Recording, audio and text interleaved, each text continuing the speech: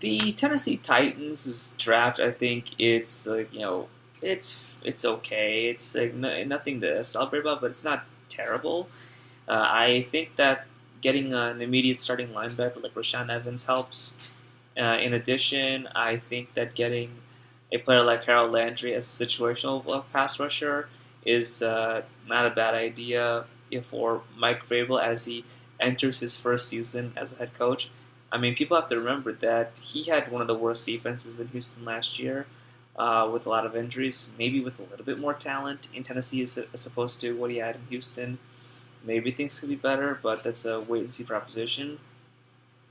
Um, Also, you have to also look at Paul Pasqualoni as his defensive coordinator. You have to see if he'll do anything competent because when you look at the 2010 statistics of his defense in Dallas and his defenses in Miami and the work he did as the University of Connecticut head coach, it's not really all that impressive. Um, but maybe Vrabel could take the lead, call all the defensive plays, and use the talent to his advantage, and maybe make something out of the Titans' defensive unit in 2018. I think that the talk of Luke Falk being the next Tom Brady is total bullshit because kind of like that saying when everybody picks a sleeper that that team or that sleeper isn't really a sleeper. It's a saying that Bill Simmons once used back in 2006. Well, Luke Falk is similar to that excessively declared sleeper.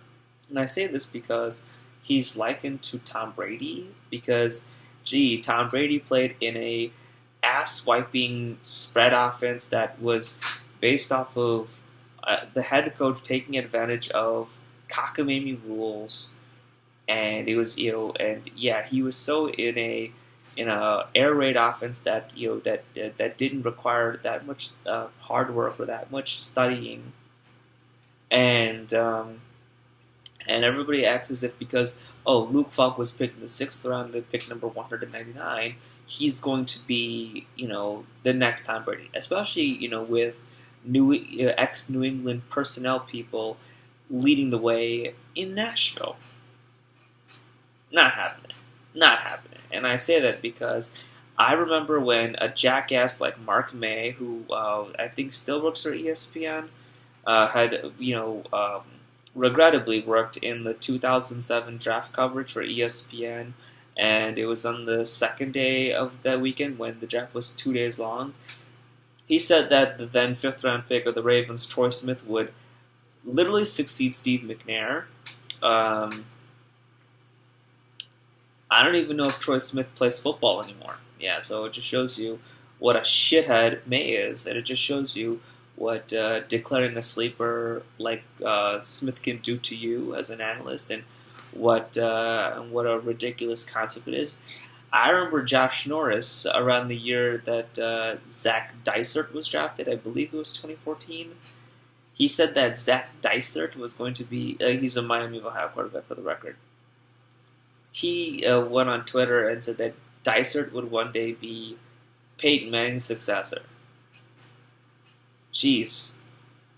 Never ever do that with a late round pick.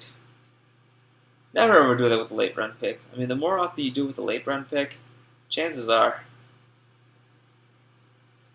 that person won't last very late, even in the NFL. So I mean, I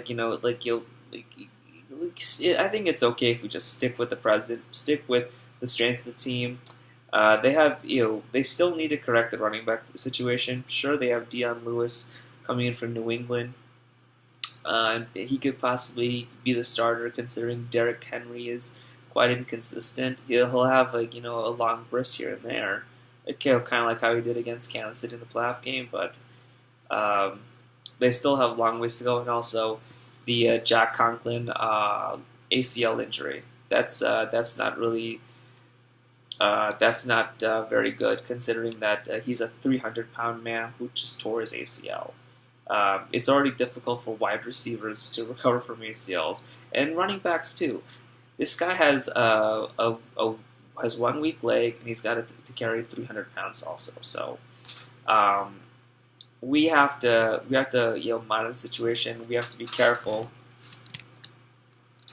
We have to be careful on trying to prematurely. We have to be careful in how we rate his recovery.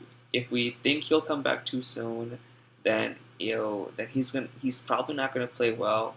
We have to give him some time. At the same time, we can't expect much from him considering what he injured and how much he has to carry literally.